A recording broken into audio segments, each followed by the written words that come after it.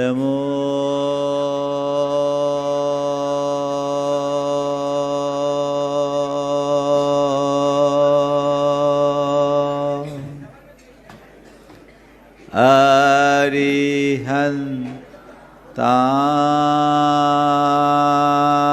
अरिहन्ताणम् नमो अरिहन्ताणम् नमो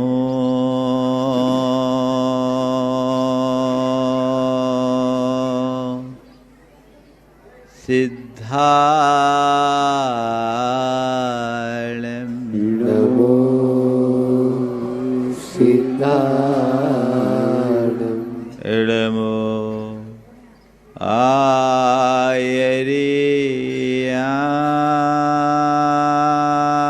आयर्याणम् नमो आयर्याणम् नमो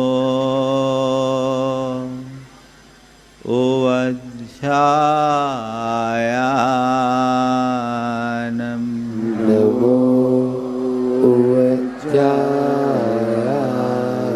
नमो लोये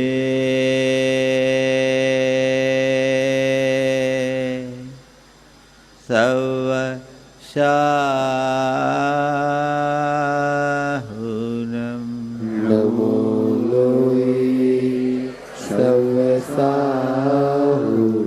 एसो पंचनमोयारो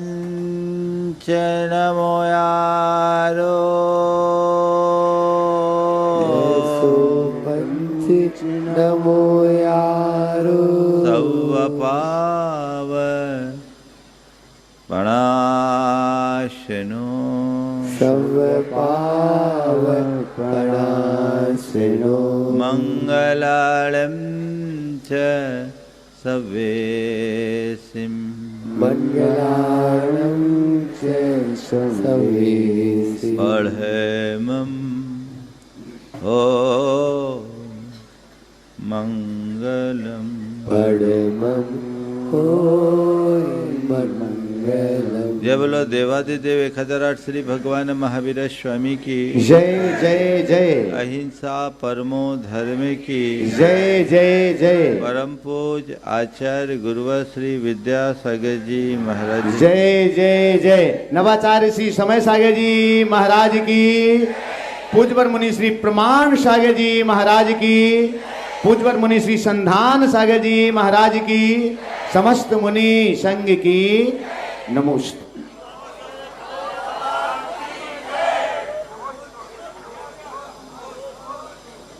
आप लोग बड़े भाग्यवान हो, है ना? सब भाग्यशाली हैं। क्यों है? क्यों है? सुनो, हम विराजमान हैं ये तो है ही, पर अपने भाग्य का परीक्षण करो। आप कई अर्थों में भाग्यशाली हो। गिनती कराओ। मनुष्य जन्म पाया ये तुम्हारा भाग्य है कि नहीं है? मनुष्य जन्म भी ऐसी वैसी कुल में नहीं पाया, ऐसी कुल में पाया जहाँ पीढ़ियों से अहिंसा के संस्कार हैं, जिसके डीएनए में अहिंसा है। ये तुम्हारा भाग्य है कि नहीं? अगर मनुष्य होने की जगह पशु पक्षी कीड़े मकोड़े पेड़ पौधे बन करके जीते तो तुम्हारा क्या होता? आज मनुष्य होने के बाद भी कहीं ऐसी जगह जन्म लेते जहाँ हिंसा क्रूरता का नंगा नृत्य होता रहता है तो तुम्हारा क्या होता? ठीक है, अच्छे कुल में जन्म लिए, भाग्य है कि नहीं? तालियां बजा लो अपने भाग्य के लिए। आज मैं तुम्हारे भाग्य की गिनती कराऊंगा। इसके बाद मनुष्य कुल में जन्म लेने के साथ ही तुमने अच्छा शरीर पाया, स्वस्थ शरीर पाया, ये तुम्हारा भाग्य है कि नहीं? यदि तुम बीमार और लाचार होते तो क्या होता? और न केवल शरीर पाया, भरा पूरा परिवार पाया। काश आज तुम्हारे लिए तुम्हारा पूरा परिवार है, माँ बाप है, सब है। कल ये सब नहीं होता तो किसी अनाथाश्रम में पले बड़े होता। भाग्य है कि नहीं? तुम्हारा ये भाग्य है कि तुम्हारे माँ बाप ने तुम्हें जन्म दिया। कहीं आज की आधुनिक माताओं की तरह तुम्हें पेट से परलोक पहुंचा दिया होता तो तुम्हारा क्या होता? बोलो, भाग्य है। जन्म देकर के तुम्हें पाला पोसा बड़ा किया, कहीं तुम्हें झाड़ियों में लावारिस छोड़ दिया होता तो तुम्हारा क्या होता? चील, कौवे और गिद्ध तुमसे अपना त्योहार मना लेते और क्या होता? यही होता ना, है ना? इस अर्थ में भाग्यशाली। जन्म दिया, पाला पोसा बड़ा किया, ठीक ढंग से हमारा भरण पोषण किया, खिलाया पिलाया, समय पर भोजन पानी दिया, बीमार पड़ने पर डॉक्टर को दिखाया। ये तुम्हारा भाग्य है कि नहीं? यदि नहीं होता तो क्या होता? परलोक सिधार गए होते और क्या होता? फिर यही नहीं किया। अच्छे संस्कार मिले कि नहीं मिले? आज एक सब सुशील और जिम्मेदार नागरिक की भांति जी रहे हो, है ना? यदि ये नहीं होता तो क्या होता? आवारा, अपराधी, मवाली की भांति घूमते फिरते और क्या होता? होने इस अर्थ में भाग्यशाली। तो तुम्हें जन्म मिला, नर जन्म मिला, इसलिए तुम भाग्यशाली हो। बजाते जाओ, गिनते जाओ। तुम्हें जैन कुल मिला, इसलिए तुम भाग्यशाली हो। तुम्हें अच्छा शरीर मिला, इसलिए तुम भाग्यशाली हो। तुम्हें जीवन मिला, इसलिए तुम भाग्यशाली हो। तुम्हें भला पूरा परिवार मिला, इसलिए तुम भाग्यशाली हो। और तुम्हें अच्छे संस्कार मिले, इसलिए तुम भाग्यशाली हो। अभी गिना नहीं, अभी तो चल रहा है। अच्छे संस्कार के साथ अच्छी श्रद्धा मिली। तुम सबके हृदय में धार्मिक श्रद्धा है। तुम्हारे लिए धर्म मिला। आचार्य विद्यासागर जैसे महान गुरु मिले। वो सौभाग्यशाली। और समय समय पर गुरुजनों का सानिध्य मिला। धन संपन्नता मिली, है भाग्य। अगर कहीं अभावग्रस्त होते, अल्पता में जीते, दीनहीन बनते तो क्या भिखारी बन के फिरते रहते? आज तुम कितने धन संपन्न हो कि जो चाहो सब उसकी पूर्ति हो जाती है। मिले। केवल धन संपन्नता ही नहीं, धन संपन्नता के साथ उदार हृदय मिला। तुम सबके हृदय में दया और दान की उदार भावना भरी है। अगर कंजूस मक्खी चूस होते तो क्या होता? पैसा जीते और छोड़ के नरकों में सड़ते, है ना? और फिर इतना भव्य मंदिर बन गया है भाग, है ना? भाग्यशाली आप हो, आप भाग्यवान हो। अवसर को पाना भाग्य है। क्या बोल रहा हूं? और अवसर का लाभ उठाना सौभाग्य है। अब क्या करना है? इतने सारे भाग्य हैं, अब इस भाग्य को क्या करना है? किसमें बदलना है? भाग्य को सौभाग्य में परिवर्तित करिए। हम लोगों को योग तो खूब मिल जाते हैं, प्रयोग कम होता है ना? 4 शब्द हैं, भाग्य, सौभाग्य, हतभाग्य और दुर्भाग्य। क्या है? भाग्य, सौभाग्य, हतभाग्य और दुर्भाग्य, सब में भाग्य लगा। अनुकूल संयोग भाग्य से मिलते हैं, हर किसी को नहीं मिलते। इस अर्थ में आप लोग निश्चित रूप से भाग्यशाली हो। सिलवानी वाले तो पूरे अंचल में कुछ विशेष ही करके आए हैं। ये भाग्य है तुम्हारे पास। अपने जीवन का हिसाब लगाओगे तो औरों से बहुत बेहतर पाओगे।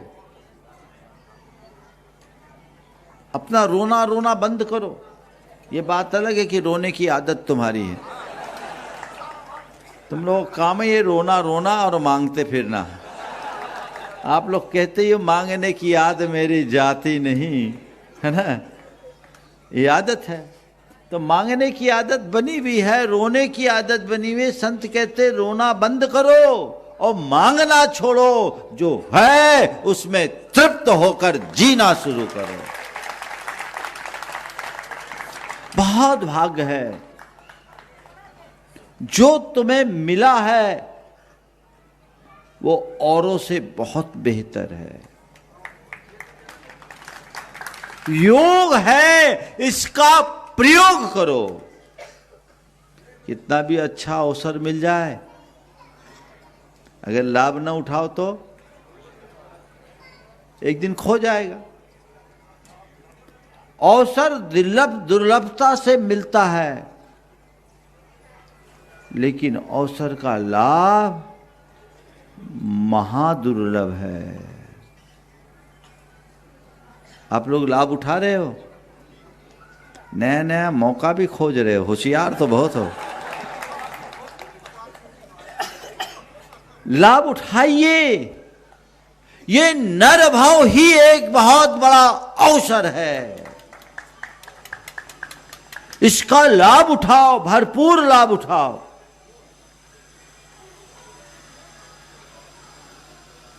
किसी को अच्छे रत्नों की पोटली मिल जाए और उससे वो कौवा उड़ाए या कंचा खेले तो क्या बोलेंगे? बोलो। दुर्भाग्य वाला। उसको दुर्भाग्य भी नहीं, उसको बेवकूफ बोलेंगे, है ना? और थोड़े ठेठ शब्दों में कहेंगे तो उसको मूर्ख बोलेंगे, और थोड़ा साहित्य लगा देंगे तो उससे मूर्खाधिराज बोलेंगे, है ना? कहाँ है वो मूर्खाधिराज महोदय कहाँ है? थोड़ा अपने भीतर उतर करके देखो, कहीं हमारे भीतर तो छिपा हुआ नहीं है। इस नर भाव का लाभ उठाना सौभाग्य है, और नर भाव पाकर के भी जो लाभ ना उठाए वो हत भाग्य है। बहुत पुण्य से नर भाव मिला, बहुत पुण्य से जिनकुल मिला, बहुत पुण्य से ये सारे अनुकूल संयोग तुम्हें प्राप्त हुए हैं। इनका लाभ लो भाई। किस लिए मनुष्य जन्म मिला? बोलो। मौज मस्ती में मग्न रहने के लिए, रमणियों के साथ रास लीला करने के लिए, भोग विलास में उलझ जाने के लिए, धन पैसा के मोह में फंसने के लिए, या अपनी आत्मा का उद्धार करने के लिए? किस लिए मिला? ईमानदारी से पूछना, मेरे हृदय में आत्म उद्धार की ललक कितनी गहरी है? मैं अपने जीवन में जो कुछ कर रहा हूं वो दुनियादारी के लिए है या मेरी आत्मा की उन्नति के लिए? किस लिए? ये सवाल अपने मन से पूछना। जो आत्मोद्धार के मार्ग में लग गए वे जगत पूज्य बन गए, उनका भाग्य सौभाग्य में परिवर्तित हो गया। भगवान ने यही मार्ग बताया ना। भगवान ने एक ही बात कहा, परिवज्जतु सामन्नम यदि इच्छति दुख परिमोक्षम। अगर दुखों से मुक्ति चाहते हो, सामान्य को अंगीकार करो। इस नर भाव का सार क्या है? भवस्य सारम किल व्रत धारणम च। ये सुविधा अन्य पर्याय में नहीं है। तिर्यंचों में 1 इंद्रिय से 4 इंद्रिय तक तो बुद्धि नहीं है। पशु पक्षियों में भी उतना ज्ञान नहीं है। नारकियों को सुविधा नहीं है और देवों के लिए फुर्सत नहीं है। वो तो भोगों में ही मगन है। एकमात्र ये मनुष्य जीवन ऐसा जीवन है जहां आप संयम की राह पकड़कर मोक्ष मार्ग के पथिक बन सकते हो। मन में आता है कि मैं मोक्ष मार्गी बनूं? बोलो। आता तो है, पर कब कब करोगे? संयम की राह पर चलूं कब? मरने के बाद। कब करोगे? क्या हाल है? उम्र ढल जाने के बाद भी मन की तृष्णा और आसक्ति नहीं मिटती। आज मैं सुना रहा था, एक बब्बा मेरे पास आए, एकदम शरीर ऐसी जर्जर काया, नाड़ हिलता शरीर, और उनने कहा, महाराज हम ब्रह्मचर्य व्रत का अभ्यास कर रहे हैं। महाराज हम ब्रह्मचर्य व्रत के पालन का अभ्यास कर रहे हैं। हमने कहा, दादा तुम्हारी उम्र कितनी हो गई? बोला 82 बरस। हम बोले 82 बरस में अभ्यास करोगे, परलोक में जाके पालोगे?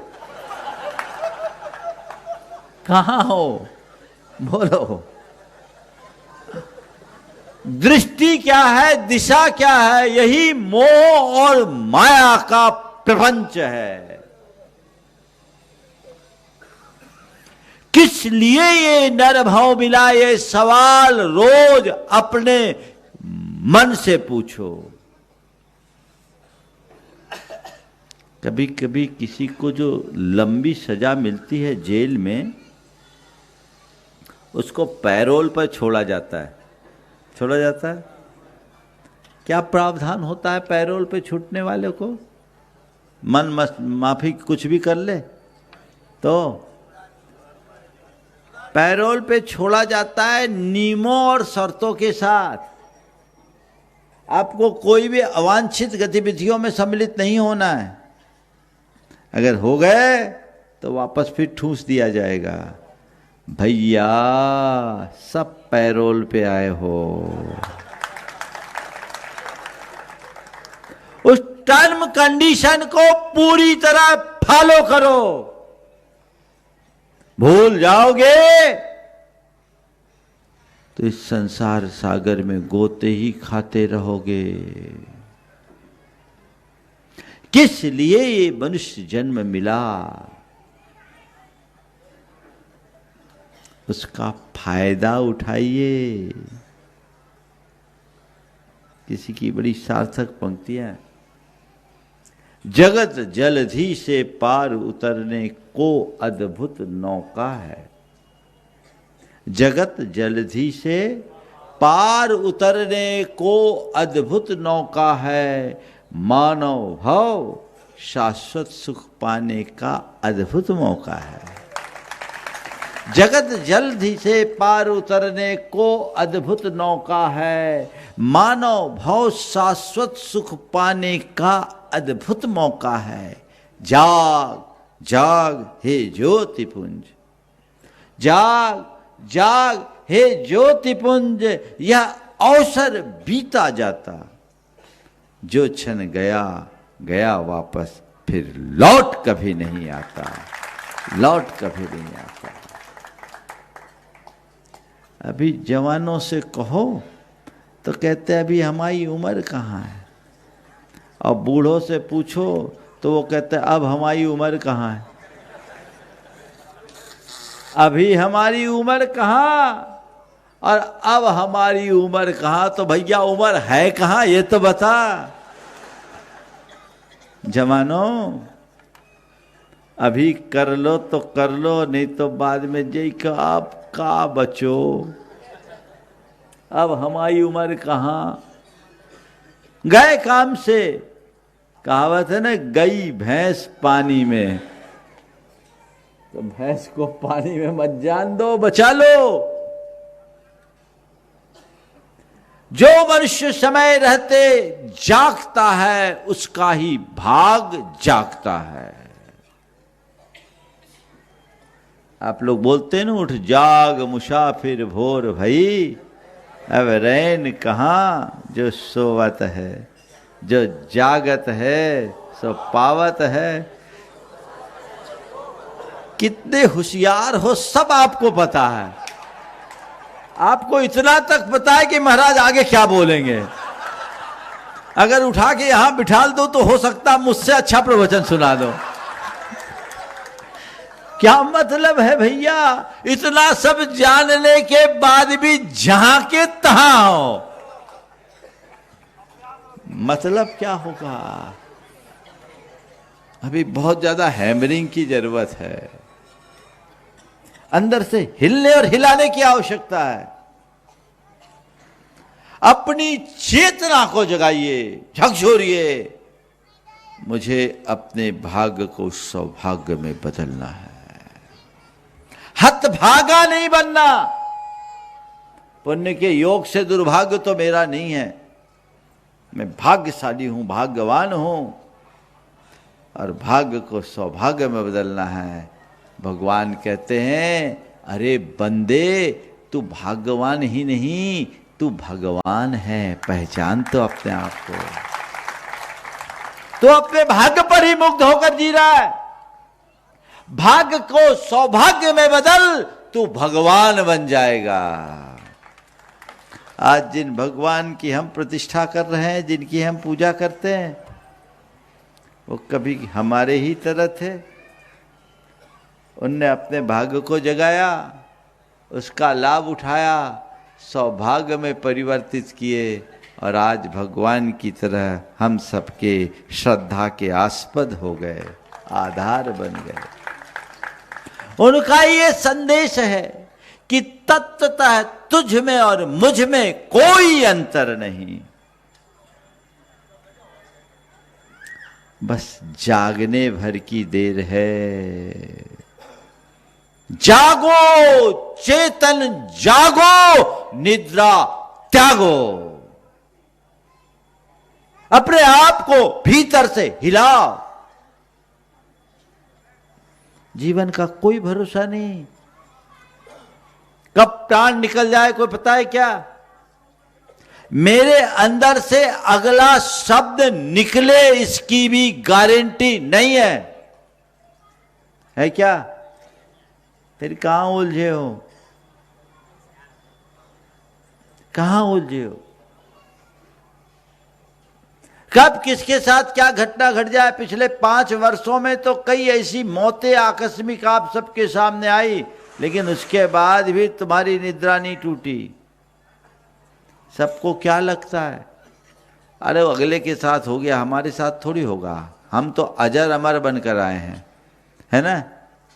और ये किसको सुनाते हो, राजा राणा छत्रपति हाथ इनके असवार, मरना सबको एक दिन।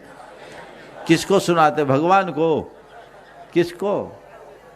हाँ महाराज सबकी बारी आएगी, हमारी नहीं आएगी, आएगी सबसे आखिरी में, यानी सारी दुनिया मर जाएगी फिर हम मरेंगे, ऐसा कहाँ है। हम अपनी दिशा और दृष्टि को ठीक करिए। मोह ममत्व और मूर्छा हमारी चेतना का अधः पतन कराती है। एक सज्जन ने मुझे घटना सुनाई, उनके व्यापारिक मित्र थे मेरठ में। 1975 में उन्होंने अपनी एक हवेली बनाई। 30 करोड़ की लागत से हवेली बनाई उस समय, 75 में 30 लाख की लागत। वे जब अपने व्यापारी मित्र के घर गए तो उनके दरवाजे पे लिखा था, आगाह अपनी मौत से कोई बशर नहीं, सामान 100 वर्ष का, पल की खबर नहीं। ये वाक्य पढ़कर उनको थोड़ा आश्चर्य हुआ। उन्होंने कहा, भाई घरों के दरवाजों में तो मंगल वाक्य लिखे जाते हैं, स्वागत वचन लिखे जाते हैं, अतिथि देवो भव, स्वागतम सुस्वागतम लिखा जाता है, ये वैराग्यप्रद बात कैसे? वो भी स्वाध्यायी थे, उनने उनसे पूछा, भैया ये आपने क्यों लिखा? तो उस व्यक्ति ने जो बात बताई बहुत ध्यान से सुनने लायक है। उन्होंने कहा, भैया क्या बताऊं, मेरे पिताजी ने बड़े अरमानों से भरकर ये मकान बनाई, ये कोठी बनाई, 30 लाख रुपए लगे, इटालियन पत्थर लगाया, खुद धूप में छत्ता लेकर खड़े होकर के वो उनने बनवाया, एक एक चीज़ बड़े सलीकी से जलवाया। पर क्या बताऊं, पिताजी ने बड़े उमंगों से भरकर बड़ा कार्यक्रम रचकर गृह प्रवेश का आयोजन किया। और पिताजी घर में प्रवेश करते समय एक पैर देहली के अंदर रखे, दूसरा पैर देहली के बाहर, वहीं उनका हार्ट फेल हुआ, ऑन स्पॉट चले गए। वो अंदर नहीं जा पाए, घर के अंदर नहीं जा पाए। लोगों ने मुझसे कहा कि ये मकान अशुभ है, तुम इसमें मत रहो। तुम्हारे पिताजी ने मकान बनाया और रह नहीं पाए, ये मकान अशुभ है, तुम इसमें नहीं रह पाओ। तो उसने कहा, मैंने कहा नहीं, ये मकान मेरे लिए बहुत शुभ है, क्योंकि ये जीवन की वास्तविकता का बोध कराता है, मैं यहीं रहूंगा। और इसलिए मैंने ये लिख रखा है, आगाह अपनी मौत से कोई बशर नहीं, सामान 100 वर्ष का, पल की खबर। महाराज उन्हें खबर नहीं होगी, हमें तो है। ऐसा है क्या? बोलो बोलो, फिर क्या तैयारी है? एक पल के लिए आंखें बंद करो, सभी लोग आंखें बंद करो। कल्पना करो, अगर इसी क्षण यही सांस मेरे जीवन की आखिरी सांस हो जाए, मेरी मृत्यु हो जाए, तो मेरा क्या होगा? थोड़ी अपनी अपनी कल्पना में देखिए। मेरे प्राण निकल गए, मेरी मृत्यु हो गई, शरीर की अंत्येष्टि की तैयारी हो रही है, लोग मेरी अर्थी उठा के ले जा रहे हैं, मेरी अच्छाइयों और बुराइयों पर लोग अपनी चर्चाएं कर रहे हैं, पर मेरी आत्मा कहाँ है? मेरा कहाँ है? मेरा हाल क्या है? थोड़ा सोचिए, विचार कीजिए। इस वक्त मेरे प्राण निकल रहे हैं, मेरी चर्चाएं सब तरफ है, पर मेरी स्थिति क्या है? खोल लीजिए आंखें। क्या निकला? सही ठिकाने कितने लोग पहुंचे? बोलो बोलो, सही ठिकाने पहुंच गए सब लोग? अब बताओ, अगर तुम सब सही ठिकाने हैं तो मुझे प्रवचन यहीं रोक देना चाहिए, और ठिकाने नहीं है तो अपनी बुद्धि को ठिकाने लगाने का प्रयत्न करना चाहिए। बोलो, है ना गड़बड़? तो बोलो, भाग्य पाकर हत भाग्य बनना है या भाग्य को सौभाग्य में बदलना है? क्या करना है? कौन बदलेगा? महाराज आप आशीर्वाद दे तो बदल जाएगा। अरे हमारे आशीर्वाद से बदलता ना, तो हम तो एक एक को पकड़ पकड़ के आशीर्वाद ही देने का काम शुरू कर दे। तुम्हारा जीवन किसी के आशीर्वाद से नहीं बदलेगा, तुम्हें खुद के पुरुषार्थ से ही बदलना पड़ेगा। तो अपने भाग्य को सौभाग्य में बदलने का यत्न करना है, भाग्य नहीं बनना।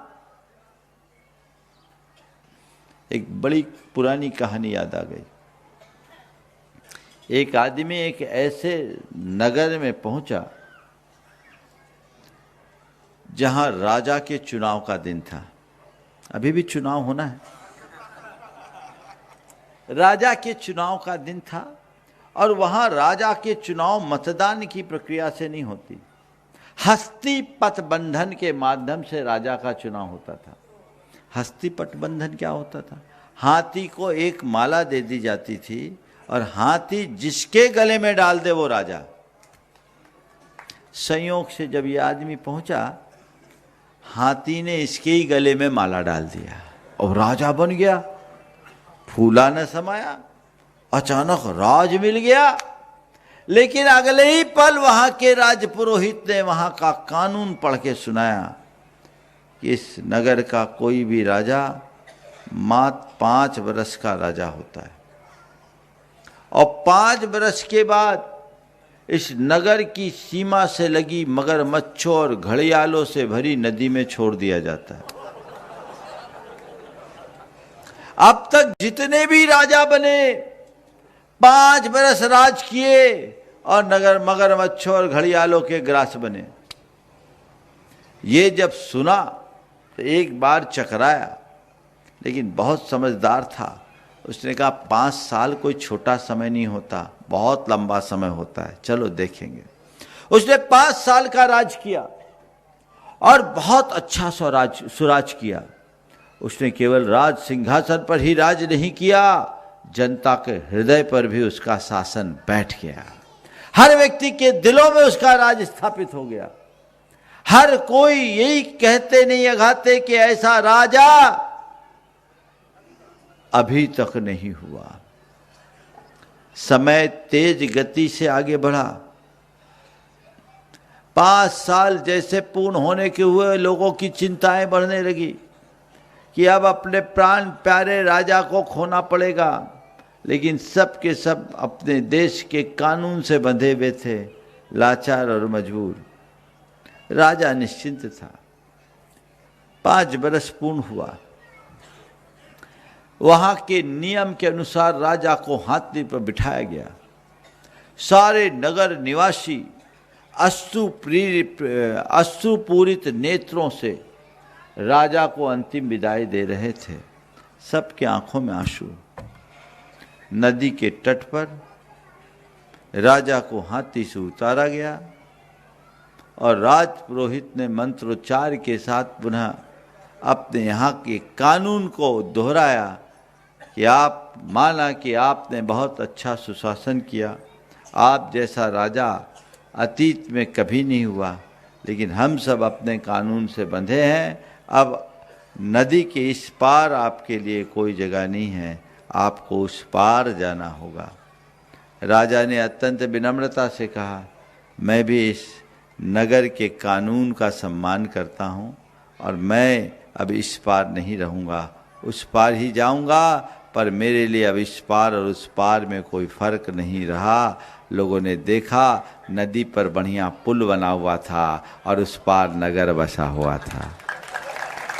पुल बना हुआ था, उस पार नगर बसा हुआ था। राजा पांव पैदल चलकर नदी पार कर गया और जब राजा पार हुआ तो प्रजा भी पार हो गई और उस नगर में उसका स्वतंत्र राज स्थापित हो गया।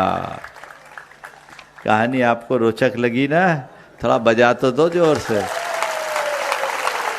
ये कहानी काल्पनिक है पर इसका कथ्य सत्य है। हमें ये जो मनुष्य जीवन मिला ना, ये 5 बरस के राज की भांति मिला है। ये भाग्य से मिला है, हाथी ने पटबंधन कर दिया। 5 बरस का राज मिला भाग्य से, पर केवल इस भाग्य को भोगोगे तो नरक निगोद के मगरमच्छों और घड़ियालों के ग्रास बनना पड़ेगा, फिर वहीं जाओगे। अगर आपने केवल इस मनुष्य जीवन के सुख को भोगा, पतन होगा। और यदि इस जीवन को पाकर आपने कोई पुल बनाया, कोई नगर बसाया, तो जीवन में बचाव है। जिसने निर्भव पाकर अपने आप को धर्म और संयम से जोड़ दिया, उसने इस पार से उस पार जाने का पुल बना लिया, नगर बसा दिया। तो भैया पुख्ता पुल होना चाहिए। कैसा? आप पुल बनाइए, आपको खुद बनाना होगा। नगर बसाइए ताकि भाग्य सौभाग्य में बदले, हतभाग्य न हो। और जो आज हतभाग्य होगा, कल उसके सिर पर दुर्भाग्य हावी होगा।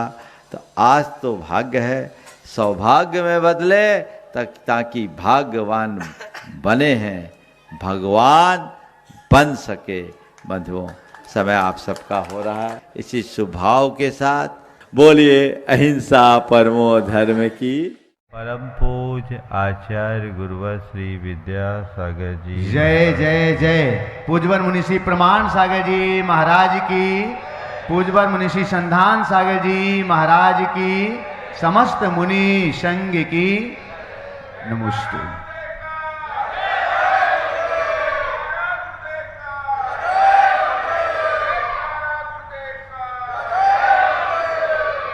आज हम एक ऐसे विषय पर चर्चा करने जा रहे हैं जिसका हमारे समग्र जीवन से बहुत गहरा संबंध है।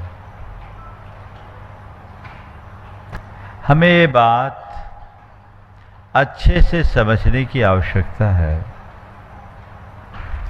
कि हमारा संपूर्ण जीवन हमारी भावनाओं से नियंत्रित और संचालित होता है, और इसे ही साधने की प्रक्रिया का नाम है भावना योग। ये एक ऐसी आत्म साधना है जिसको साध कर हम अपनी भावनाओं को साधते हैं और आत्मा की अनंत विशुद्धि को प्रकट करते हैं। हमारे अंदर असीम शक्तियां हैं जिन्हें हम अपने भावनाओं के बल पर उद्घाटित कर सकते हैं। हम उन्हें जागृत करें, परिमार्जन करें और विशुद्ध बनाएं, यही भावना योग है। भावना योग एक ऐसी प्रक्रिया है जो हमारी आत्मा की शक्तियों को जागृत करती है, परिमार्जित करती है और विशुद्ध बनाती है। बहुत दिनों से आप सब लोग भावना योग से परिचित रहे हैं। कई बार लोगों ने मुझसे भी ये सवाल किया कि महाराज श्री, ये भावना योग आपने सबके बीच क्यों रखा? आज मैं बात यहीं से शुरू करता हूं। बंधु, जब हम अपने जीवन को गहराई से उतरकर देखते हैं तो ये पाते हैं कि हमारा समग्र जीवन हमारी भावनाओं पर निर्भर करता है। हमारी अंतरंग में अनेक प्रकार के भाव उत्पन्न होते रहते हैं। कभी अच्छे भाव होते हैं, कभी बुरे होते हैं, लेकिन भावनाओं का प्रवाह सतत चलता रहता है। जहां जैसे भाव होते हैं, हमारे विचार भी वैसे ही हो जाते हैं, और जैसे विचार होते हैं वैसी हमारी भाषा बन जाती है, और जैसी भाषा होती है वैसा ही हमारा व्यवहार बन जाता है। जैसा व्यवहार होता है वैसे हम कर्म को बांधते हैं, और जैसे कर्म बांधते हैं वैसा हमारा भाग्य होता है, और फिर जैसा हमारा भाग्य होता है वैसे ही हमारा भाव बन जाता है। ये एक चक्र है। लोग अपने भाग्य को सुधारना चाहते हैं। संत कहते भाव को सुधारो, भाग्य सुधर जाएगा। भावना से भाग्य का संबंध है। जैसे भाव वैसे विचार, वैसी वाणी, वैसा व्यवहार, वैसा कर्म और वैसा भाग्य। मेरा भाग्य अच्छा हो तो अच्छे कर्म बंधने चाहिए, अच्छे कर्म बांधने हैं, अच्छा व्यवहार हो, अच्छा व्यवहार रखना है, वाणी पर नियंत्रण रखो, वाणी अच्छी रखनी है, विचार अच्छे रखो और विचार पवित्र रखने हैं, भावना विशुद्ध बनाओ। ये एक पूरा चक्र है और इसका एक समग्र विज्ञान है जो हमारे शास्त्रों में निहित है और हमारे ऋषि मुनियों ने सदियों से इसका अनुसरण किया है। हमारे तीर्थंकर भगवंतों ने अपने उपदेश में ये बात कही और उनका एक ही संदेश है, अपने भावों को साधो और भावों को साधना ही भावना योग है। अपने भावों को साधने का मतलब क्या है? अपने भावों के प्रहरी बनना, उन्हें ठीक तरीके से समझना, उन्हें परिमार्जित और परिष्कृत करके उन्हें शुद्ध और विशुद्ध बनाना। भावधारा तो आती और जाती है, ये मनुष्य के साथ चलती है, लेकिन मनुष्य के जीवन का सबसे प्रभावी अगर कोई बल है तो क्या है? कभी समझे? हमारे जीवन की सबसे बड़ी शक्ति क्या? ओम। आप लोग देख पा रहे स्क्रीन पे? मैं आप सबसे कह रहा हूं कि हमारे जीवन में सबसे बड़ा चमत्कार क्या है? हमारी तीक्ष्ण बुद्धि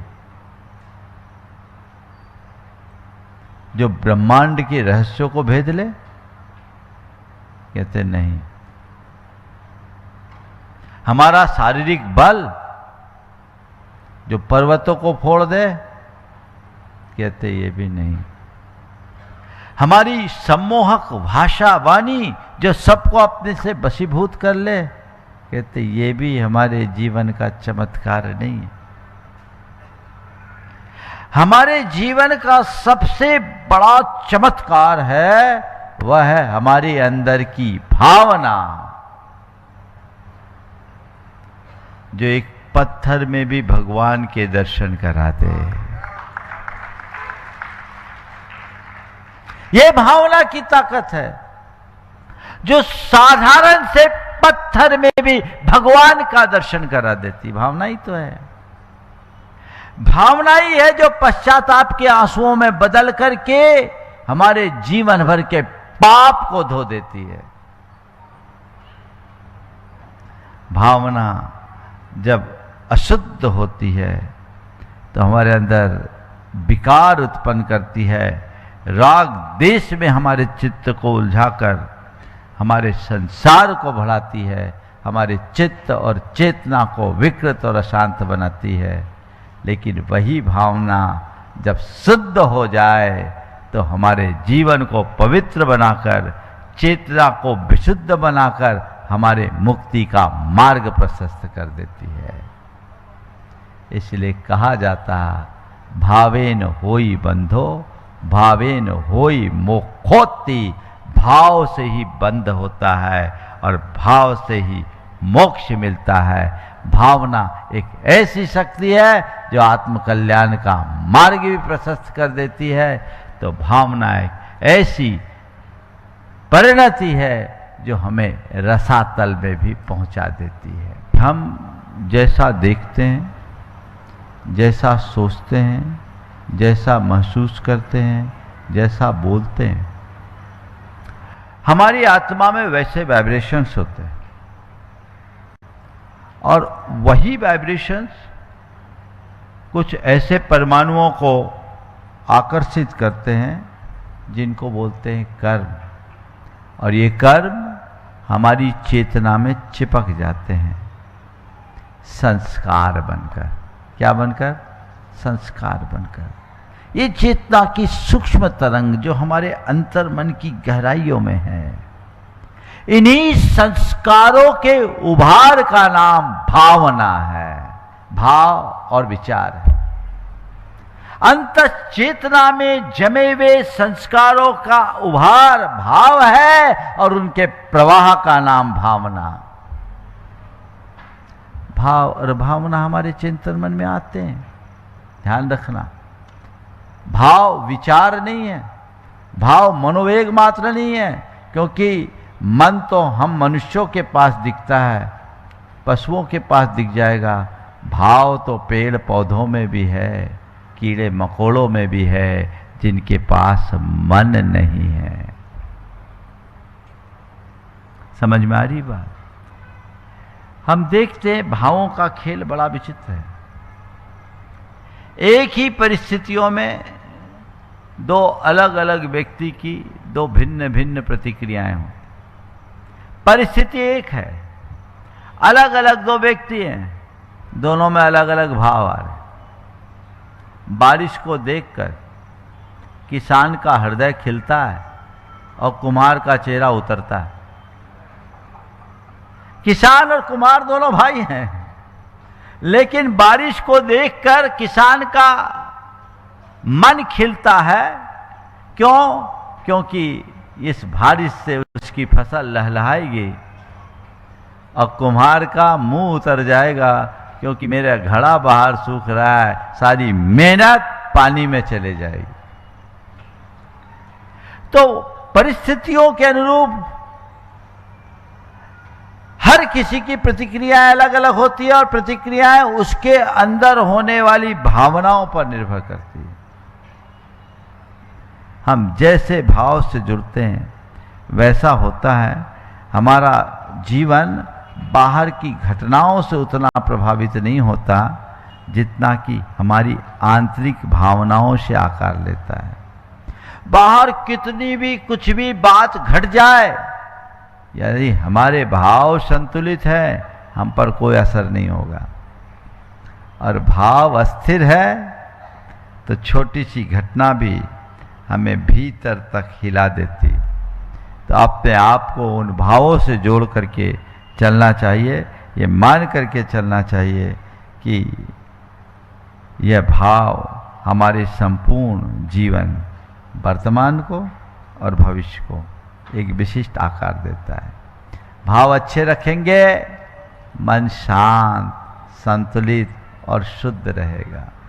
वर्तमान में शांति और निराकुलता हमें हमारे अच्छे भाव दे रहे हैं, और अच्छे भाव के परिणाम स्वरूप हमारा भविष्य भी अच्छा होगा, क्योंकि हम अच्छे कर्म का बंध करेंगे, और अच्छा कर्म हमारे अच्छे भाग्य को निर्धारित करेगा। बंधु, भावना एक बीज है, एक शक्ति है, एक नन्हा सा बीज जब हम धरती पर बोते हैं विशाल वट वृक्ष का रूप ले लेता है। ओम विशाल वट वृक्ष का रूप लेता है। भावना एक बीज है, बीज में वृक्ष होता है। बीज में कुछ समझ में आता है? बीज तो बीज है, लेकिन उस बीज में कितना बड़ा वट वृक्ष छिपा है, कभी हमने सोचा? एक बीज है, उस बीज में वट वृक्ष है। वो कब समय काल पाकर विकसित होता है? भावना भी ऐसा ही एक बीज है जो कालांतर में विशाल वृक्ष का रूप लेता है। अब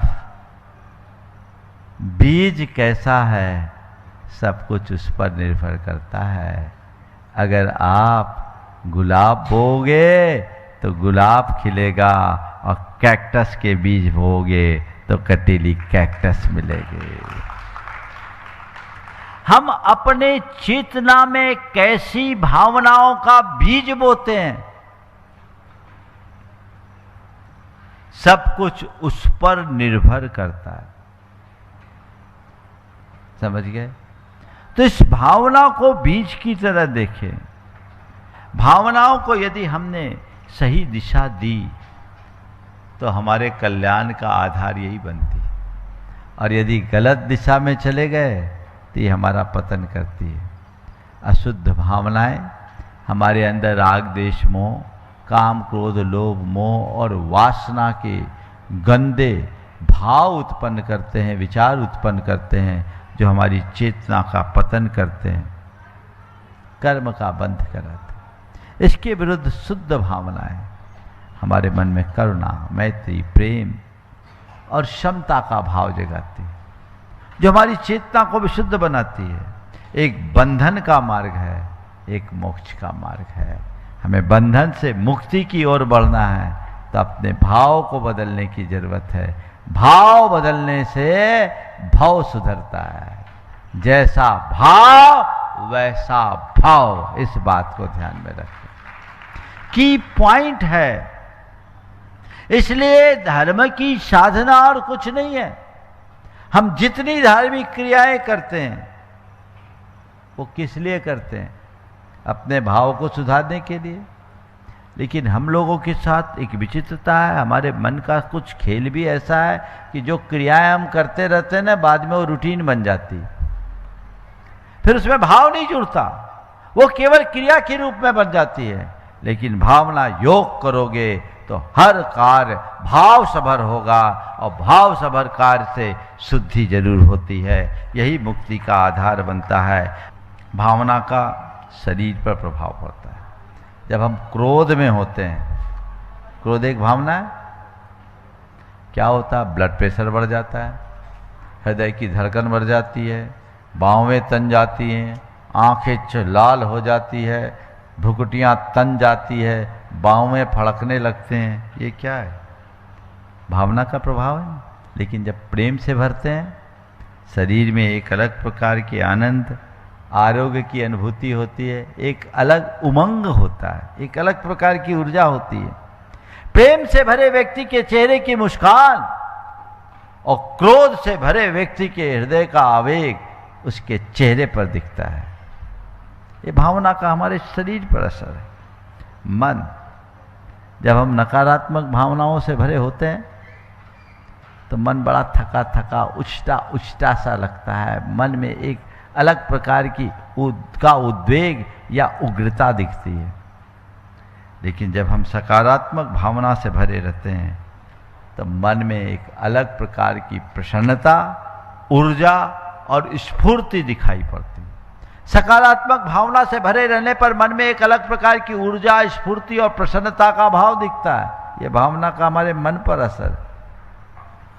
जब भावना अच्छी होती है तो वाणी में मधुरता और मिठास होती है, और भावना खराब होती है तो वाणी में आग और अंगार निकलते हैं। वो चीज़ें वही रह जाती है, वहाँ कुछ नहीं होता। इसी तरह जब भावना हमारे व्यवहार को भी प्रभावित करती है, जब हम अच्छी भावना से भरे रहते हैं तो हमारे अंदर प्रेम, सहयोग, सद्भाव और सौहार्द दिखता है हमारे व्यवहार में। और जब भाव खराब होते हैं तो हमारा व्यवहार उपेक्षापूर्ण, घृणा और तिरस्कारपूर्ण दिखता है। हमारे अंदर संघर्ष जन्म लेने लगता है। और जब भाव अच्छे होते हैं तो एक बात ध्यान रखना, जैन सिद्धांत कहता है प्रत्येक स्थूल कर्म में एक भाव कर्म होता है। भाव कर्म क्या है? हमारा भाव ही भाव कर्म है, सूक्ष्म भाव कर्म, और यही कर्म को आश्रय करता है। तो अच्छे भाव में पुण्य कर्म आता है और बुरे भाव में पाप कर्म आता है। अच्छे कर्म पुण्य का कारण बनता है और बुरी भावना पाप का कारण बनती है। तो प्रत्येक भावना एक बीज है।